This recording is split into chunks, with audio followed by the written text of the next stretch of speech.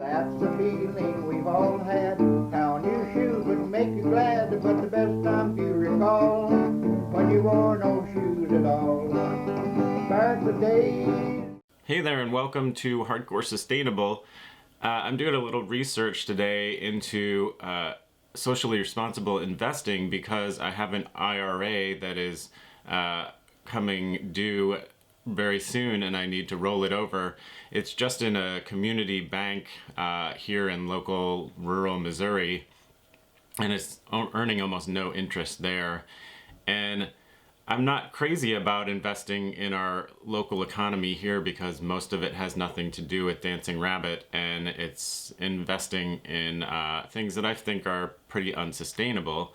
So I would like to move it into something that's more sustainable. I've done research in the past on socially responsible investing, and I've definitely had concerns with what I've found out, and throughout the history of me saving for my retirement, it's been a difficult decision to put my money into something that I feel is not really responsible. And most of these socially responsible investing funds, like mutual funds, still are exactly the same way they were 20 years ago. It's just they're not really investing in anything that I feel is sustainable. You know, they make claims that they don't invest in weapons or in oil or whatever it is. But then you look at their prospectus and the different companies that their fund is invested in, and you're just like, what about these companies is socially responsible or sustainable in any way?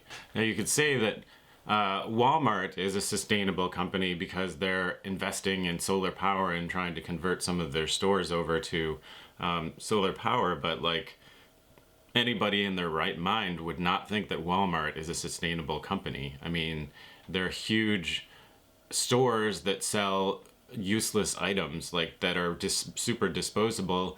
They treat their workers like crap. They don't pay them enough, and they resist efforts to raise the wage of their workers. And they even train them to teach them how to go on welfare so that they can benefit from taxpayers' funding because the company doesn't want to pay their workers enough to have a living wage. So some of these supposedly socially responsible and sustainable investment funds actually invest in companies like Walmart.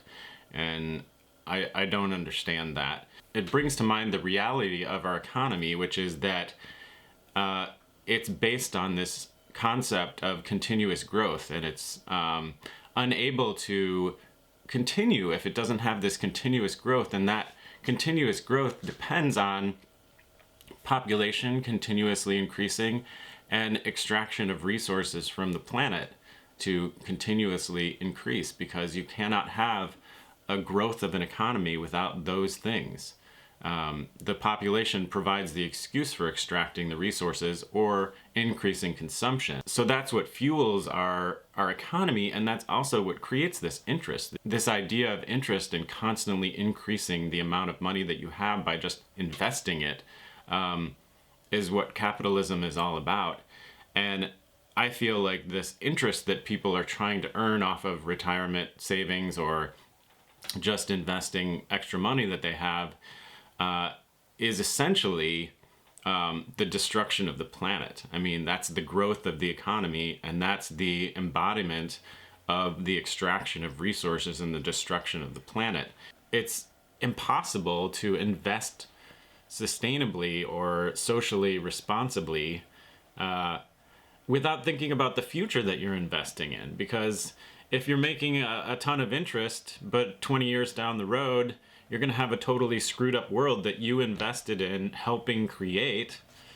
Is that going to do you any good? Because to me, it would be much better to invest in the future by creating a better future and making sure that it's a sustainable economy in the future, and not one that's going to be based in coal and is going to basically cause economic collapse, because economic collapse is not going to be very good for your future and your retirement. So thinking about that aspect of economic sustainability and social responsibility when you invest your money is pretty key. You don't want to just think about how much money you're going to be making, which is what most people focus on. And they've gotten away with it. They can do it for a certain amount of time, but if you care about your children and your children's future, or you just care about human survival and human prosperity in the future, and also you care about all those animals and the wildlife that are out there, and ensuring that they have habitat and a place to live on the planet, then invest your money responsibly. If you're going to try to make interest off of it, put it into something that's going to reduce the impact of our economy instead of increasing it. This is something that people think about, but I think what they end up doing is finding these socially responsible investment funds, and then they put their money in that and they feel okay about it, and they just sort of put these blinders on and don't pay attention to the fact that they are probably investing in Apple and in Pepsi and other companies that are not doing good things to the planet. I mean, this is like the consumer culture that you're investing in. The question is, what else can you invest in other than that? And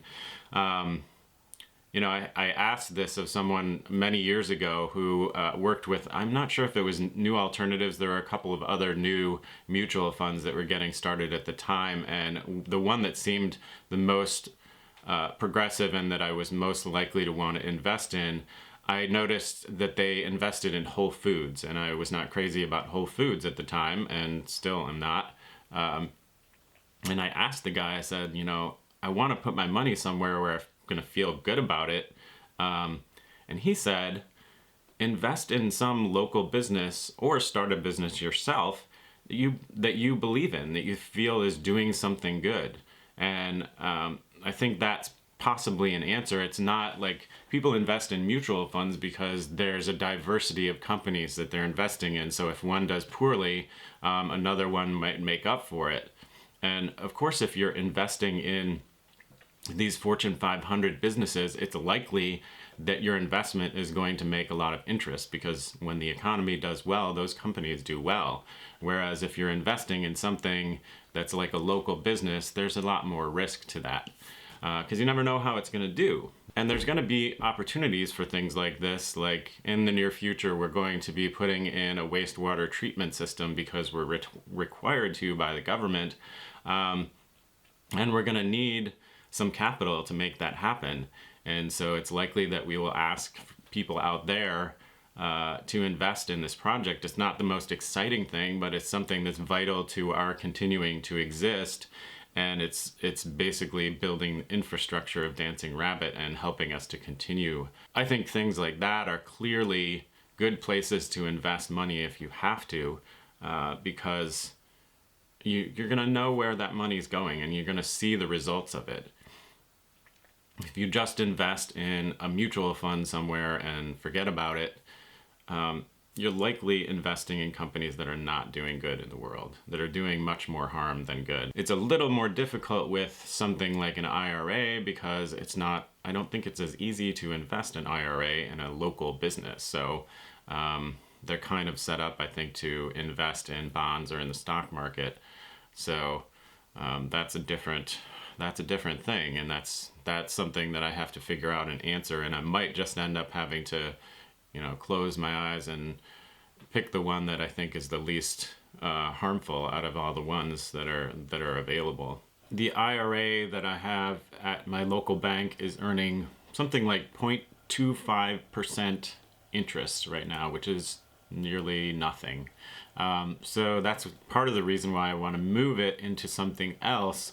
The thing is that these interest rates are largely affected by what the Federal Reserve sets as the interest rate, and the Fed has not raised the interest rates in many years. I think this is one of the longest periods that they have not raised the interest rates, and that directly affects a lot of people. I mean, it's really good for banks, and it's really good for big corporations who want to capitalize their projects that they're doing or investments in new technology, whatever it is. And it's great for banks because they don't have to pay that interest out. You know, they're only having to pay me 0.25% interest on my IRA account, and that's great for them. But for those people that have savings or want to have savings, it's really shitty. It's a shitty rate, and it's all, you know, orchestrated. It's definitely a sign of how influenced our government and our economic system is by big corporations. The Federal Reserve is a private entity that has a chief that's appointed by the president, but it's definitely mostly influenced by big banks. And so this is what we end up with. And now I'm making this decision to move the money in my IRA to something that's more based in the stock market, which is the thing that's also based in totally unsustainable growth and exploitation of people and destruction of the environment. You know, this new alternatives fund that I'm thinking about investing in, the benefits of that are that it's a part of this process of converting a coal economy into renewable energy. And I think that transition and investing in companies that are helping to make that transition can only have positive impacts on our economy, on the planet, most importantly, even though, you know, I don't believe that alternative energy and renewable energy is a complete solution, because we have a constantly growing population and increased consumption. And so both of those things being true, I don't think we can convert our economy to all renewables successfully, given the population that we have to provide for and the amount of resources that they consume. What we have to do is reduce population and reduce our consumption. And by implementing systems like we have here at Dancing Rabbit and reducing our impact dramatically as soon as possible. I'm getting to what is probably the most complicated part of this project, which is to figure out how to make this part of the house, this connection here, waterproof. And so what I'm going to be doing is installing flashing above the roofing tin, and then I need to lime plaster around